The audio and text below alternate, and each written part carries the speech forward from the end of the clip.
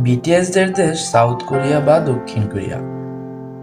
নতুন করে বিটিএসদের পরিচয় করিয়ে দেওয়ার আর কিছুই নেই। সবাই জানেন বা শুনেছেন হয়তো ওদের নাম কোথাও না কোথাও। তো মূল ভিডিওটা আজকে এই সাউথ কোরিয়া বা দক্ষিণ কোরিয়ায় নিয়ে।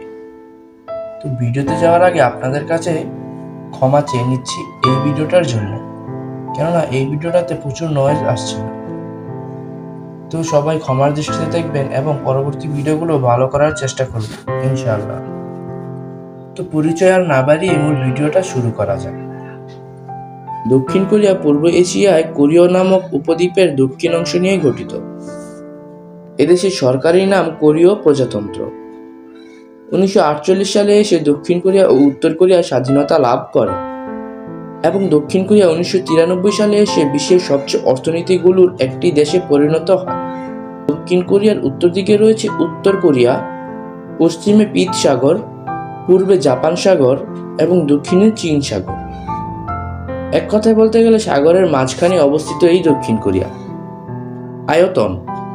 আয়তনের দিক দিয়ে বলতে গেলে এর আয়তন কোথাও উল্লেখ করা না থাকলেও ধারণা বা আনুমানিক অনুযায়ী বলা যায় 1,40,000-এর মতো হবে।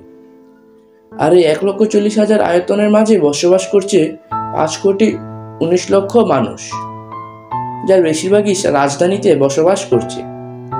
সিউল হলো দক্ষিণ কোরিয়ার রাজধানী ও বৃহত্তম শহর।